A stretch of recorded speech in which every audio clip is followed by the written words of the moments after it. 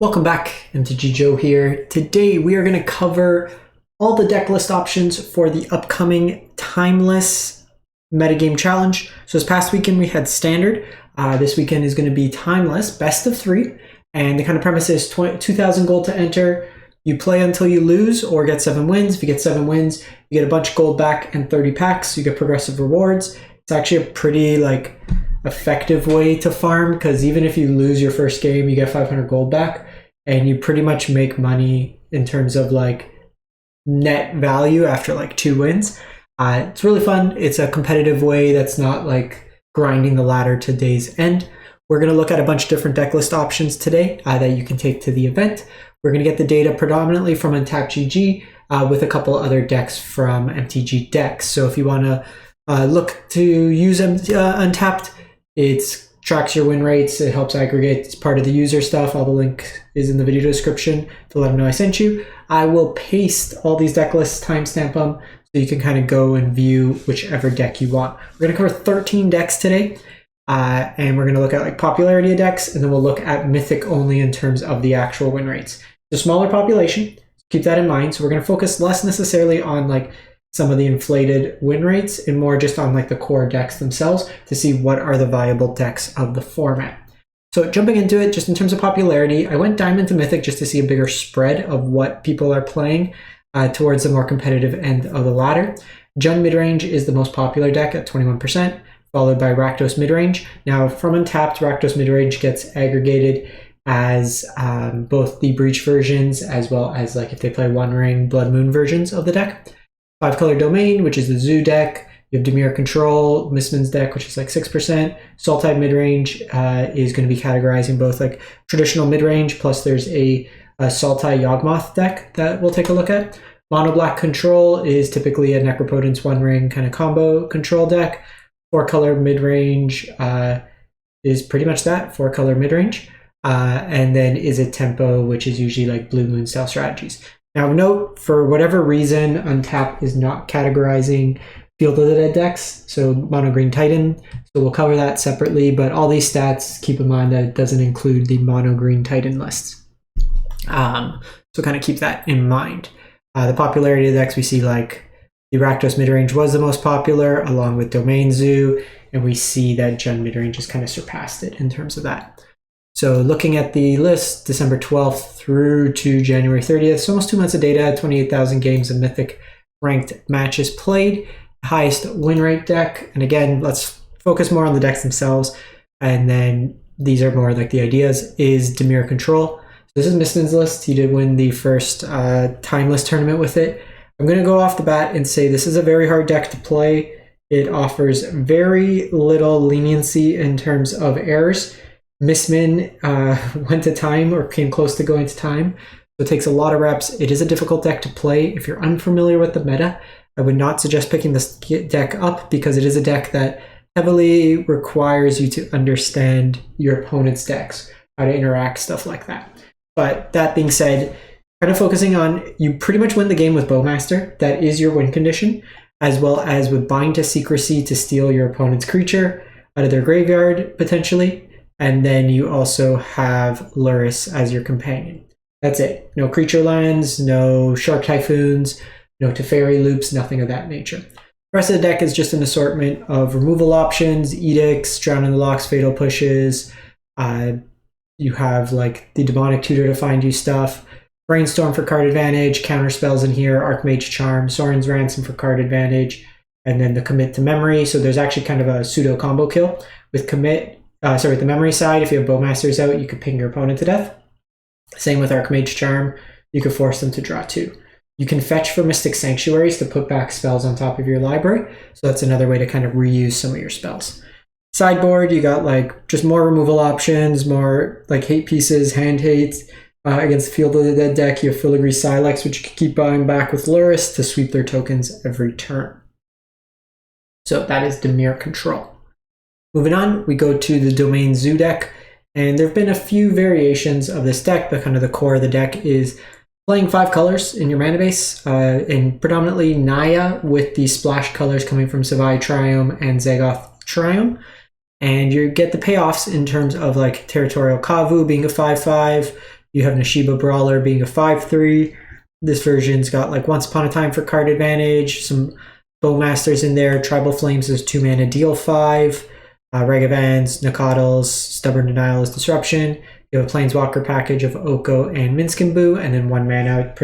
Most of the time, your Leyline Binding in this deck is going to be 1 mana, so it's a cheap 1 mana answer to pretty much any permanent. Giganta Companion. Giganta helps as well because it helps you play around Blood Moon, which is important. Otherwise, you're kind of restricted. Note if Blood Moon comes down, it changes your basic types to Mountain, so any kind of bonus effect, they all get viewed as Mountains. So if you just have all Mountains out because you have all duels, this is only a 1/1. Cage for things being cheated into play. Cage is very good against like Natural Order, Breach, stuff like that. Veil of Summer for protection and counters. More Bowmasters for card draw for the bigger mana decks. Another good card against Veil of Summer. There is Sunder for Artifact Enchantment Hate, Graveyard Hate, Small Things Hate, and Graveyard Hate, and then Grindier matchups. It's very good against like the Dimir deck, but also anything that's leveraging their graveyard. Now note, if your opponent's on a lot of Deathrite Shamans, they can kind of control the Klothys as well, so be mindful there. Some of these decks have switched Ragavan or some of the numbers of 1-drops or some configurations, but Once Upon a Time to play Deathrite Shaman as well. So that's not unusual to see Deathrite Shaman in this deck, in part because you have a lot of fetches as well.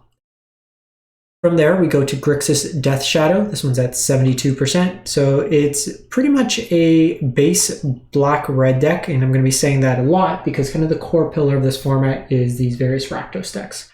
If you are looking to get into the format, Rakdos X, Black-Red X, is probably the safest. It lets you go into Jund, straight red-black. It can do Burn. It can do this Grixis version over time, and a lot of the cards are staples that overlap. So you have your Regavans, you have your Bowmasters, Dragon Rage Chandler. This is Allura's Companion. You're trying to hurt yourself in a way. So your lands coming into play shocking. Usually it's a downside in this deck. You get 1 mana big creatures in terms of Death Shadow. Brainstorm for card advantage, or just filtering. You can always fetch afterwards. Cheap answers with like Fatal Push, Bolt, Unholy Heat all mixed into there. A Demonic Tutor to tutor for specific effects. Treasure Cruise also mixed into there. Your sideboard, just like Graveyard Hate, Field of the Dead Hate, Cling for Graveyard Hate, just more removal, cheap counters, kind of all mixed into there. Kind of going from that avenue. You then go to Rakdos Midrange. This is the Rakdos Breach deck. So and a lot of the kind of, again, like the overlapping, we see like the Dragon Rage Chandlers, the Bolts, the Ragavans. But kind of core of this deck is it's got a fair mid-range plan. And then you also have a combo element. You mill your deck with things like Citrus Supplier, the Delve from Dragon Rage Chandler, and then once you get enough of a graveyard, you get Underworld Breach. You can keep recasting Dark Rituals. Diabolic Intent helps you resack your Citrus Supplier, so you kind of loop them that way as well. Generate a whole bunch of mana, either mill over naturally the Tendrils, or tutor for it, and then you Tendrils your opponent out. Similarly, you have like your Lurrus here, Tormod's Crypt for Graveyard Hate, Deathrite Shaman, where Ragavans aren't really that effective, helps you play more of a mid-ranged deck. Unholy Heat, Feed the Swarm, Grape Shot could come in. If your opponent has like an effect like Stonebrain, you bring in 2 different storm effects, so it helps like that. Molten Collapse could get rid of a lot of the hate pieces in the format. And then also, depending on the level of Graveyard Hate that your opponent has, you can swap the Underworld Breach for Necropotence. You will lose Lurrus' Companion, but it allows you to basically continue playing a Storm deck without the graveyard interaction that way there. We then go to Jund Midrange. So Jund Midrange has a lot of variations as well, but it's kind of dependent on how you want to build it. There's Lurrus versions, there's non-Lurrus versions. I think the non-Lurrus versions are better because you get access to Minskin Boo, which is one of the major payoffs of the deck, as well as Jarsoul, which lets you recast stuff. But very similar, Deathrite Shaman, get to activate all its modes, Fatal Pushes, Lightning Bolts, Thoughtseize is in here. This version's on Questing Druid for card advantage, and another beater, Orcish Bowmasters, you have Edicts in here, Klothys eats away at the graveyard, Jarsoul lets you recast any of these, as well as Fable of the Mirror Breaker. This particular version, we've played it on the channel. It's a Japanese player who does very well with it, not so 777. Personally, I didn't like the Castle or the Restless Fence. I know they've liked it. I've personally switched it when I was playing, but something to kind of keep in mind with that. Other versions of the deck have played things like Perilous Iteration. They've played Lelia. So there's a couple different versions you can take it, and it's very configurable to what you kind of want to get out of the deck.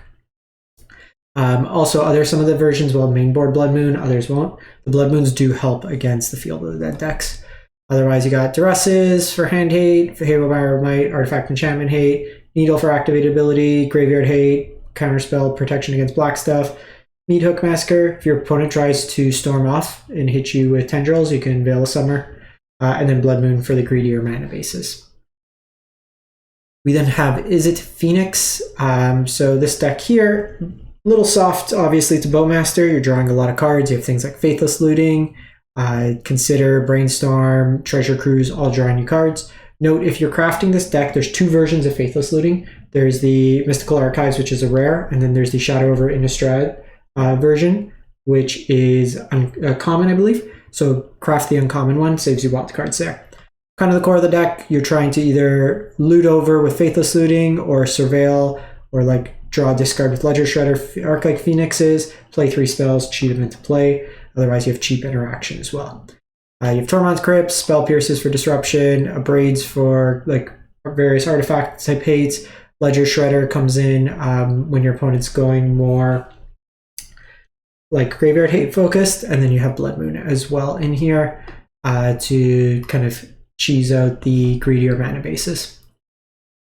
So Sultai Midrange. So there's two versions of Sultai. This one's the Yawgmoth version. We're going to look at two different versions of Yawgmoth.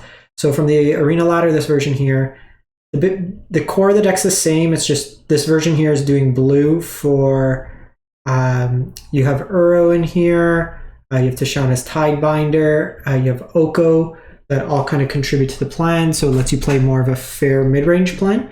The combination of two Young Wolves and Yawgmoth, you can basically target each other wolf to kind of reset the Undying trigger, creating a loop. You lose a life each turn, but if you pair it with things like Prosperous Innkeeper, you can gain the life, so it offsets. You can draw your deck. If you have Blood Artist, you drain your opponent out. With Hapatra, you make a bunch of snake tokens, so you can kind of machine gun your opponent's board as well in that case. Court of Calling helps you find your combo pieces. Deathrite Shamans, Delighted Halflings in there. Sideboard, just various removal options. Hand Hate, Soul Cauldron lets you kind of get that. You can basically make anything a Yawgmoth. There's a lot of activated abilities in this deck, so you can kind of copy those effects as well. Clone Crafter, I'm going to have to read this one. Enters battlefield, conjure a duplicate of a random creature card from opponent's library into your hand. So I guess like if they're playing like, I don't even know what this one's for, to be honest. Seems kind of mediocre in the format. Graveyard Hate, Throwbacks, Good Artifact, Enchantment Hate, or tie in here as well. Notably, if we're looking, there's no blue sources in this deck. So if you are reliant on like Deathrite Shaman afterwards, if it's like a Blood Moon style deck. Now, the more common version, and it's Golgari. So Omnithopter, very good player, plays a lot of the Yawgmoth deck. You can see him 53 and 12. So this version here is the Natural Order version. So we have 4 Natural Orders in the deck. This lets you have kind of the Yawgmoth plan, but then also lets you cheat into play either Atraxa Grand Unifier or Craterhoof Behemoth as well. Same kind of combo that's listed in there. You have the Cauldrons, Once Upon a Time, all kind of mixed into there with Demonic Tutor. So just playing a little bit better combo oriented, and sometimes just cheating in Atraxa is going to win you the game. Fatal Pushes, Haywire Mites, Thoughtseizes. We see Phyrexian Revoker, which is basically Pithing Needle that you can chord for. There's a Tishana's Tidebinder, same idea. Elven Chorus for the grindier matchups. Pylon can be a free removal spell in the deck. Then we go to Sultai Midrange. So this is more of kind of a Sultai midrange control deck.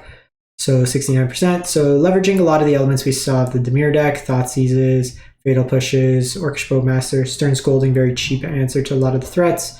Some disputes in there. Oko is kind of your main win condition. There's an Uro, some Bowmasters. So spreading them out over time, just interact with your opponent, Treasure Cruise to refill, and then just kind of have Oko take over. This version is a little light in terms of overall removal. You're pretty much reliant on the Orcish Bowmasters or the Fatal Pushes, or Oko's kind of minus. I would imagine this doesn't have a great Field of the Dead matchup. I could be wrong, but it seems like it'd be pretty rough.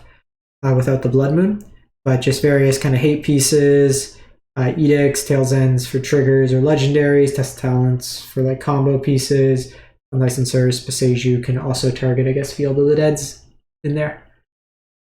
Then moving on, we have 4 color control. So this is Money Pile, Omnath. So first introduction of a lot of white cards, but you're using like your Ley Lines, your Omnaths, One Rings, Baffling, and Deathrite Shaman can both help you ramp. You have powerful 3-drops, Oko, Teferi, Uro in here, Brainstorm, Counterspell, bunch cheap 9 cheap removal spells in here. So it's basically no black outside of just usually a black fetchable land just for domain. And this one's got a couple copies of Field of the Dead in there as well. March of Otherworldly Lights, a Yorion companion deck.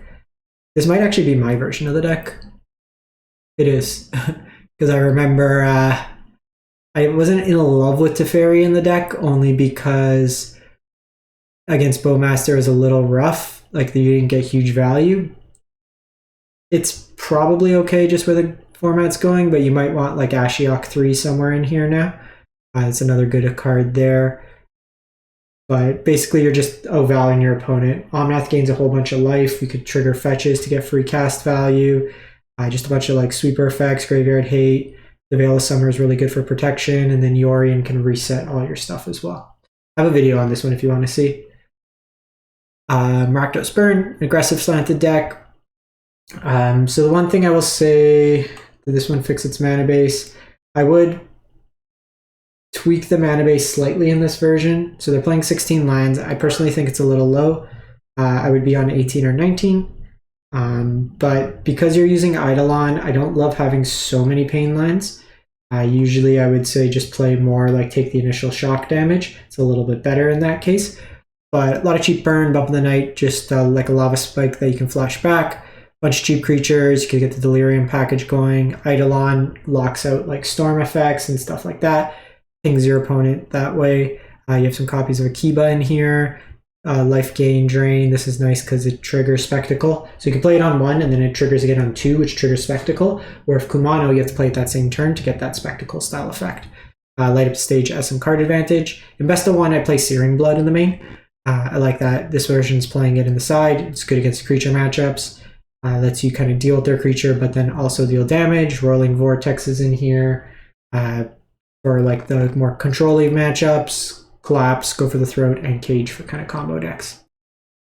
From there, we move on to Mono Black Control. So this version here is non-necropotent, so it's non-storm. So it's just winning through kind of like a mid-range value package. So ideally, you Dark Ritual into Necropotence on turn 1. That gets you a whole bunch of card draw. And then from there, you have like March of Wretched Sorrow, cheap kind of removal. There's lots of kind of value plays. Beseech can help you find combo pieces or like various pieces. Shieldred One Ring shenanigans. Luris can rebuy Bowmasters or Mishra's Baubles for value. This version is playing Graveyard Trespasser. I played a lot of the Devotion version in Best of 1. I've really liked Schism, the 3-mana 2/4 vampire. It dodges Bolt, so this has like the ward, but it can still get hit by Bolt. The Schism, well, it gets hit by Fatal Push without the discard. I like it because it doesn't get hit by Bolt. And it lets you go offense, defense. It could trade up as well with the Death Touch. So I've been playing some copies of that in there. That version plays a little bit different. What I would say with this version here, so they do play Blood Moon in the side for the Field of the Dead matchup, but the only way you can get it out in this deck is with Beseech the Mirror. I personally don't love that, in part because if you draw this, then it just doesn't work. You can very easily in this deck play either one Mountain, or you can play like a couple Blood Crypts and Fetches and just make it a little bit more easy. Leyline of the Void for graveyard hate, sweepers, just various removal and hate pieces. And then lastly, Mono Green Titan. So the Titan deck, basically you're using things like Kami and Boreal Grazer to cheat lands into play early. Fierce Empath helps you find your Titan, either like Titan of Industry, Primeval Titan, or some of your bigger things. Your Natural Order, you can find your big, like most of the time it's Primeval Titan. Spelunking makes your Lion's Comes play untapped. Sylvan Scrying helps you find some goodies. And then it's Field of the Dead deck, but Sunken Citadel plays really nice with the Green Castle to cheat mana. You have anti-counter effects with Cavernous Souls. You can do Hammer Battlements as well as Stomping Ground to let your future Titans have haste. And then your sideboard, you can fetch white for things like Deafening Silence, Protection with Veil Summer, Canker Bloom to blow up Blood Moon, Graveyard Hate with Rest in Peace, Stone Brain for combo, like Heavy Removal. Thrun is really tough to deal with. Another Crater Hoof in here for like the mirrors and stuff like that. So that's it for the format. Let me know what you think. If you do well, share your lists. I'll try to stream as many runs as possible. I'm feeling a bit better now and kind of go from there. So in any case, hope you have fun and they found this informative, and we'll catch you next time. Thanks for watching.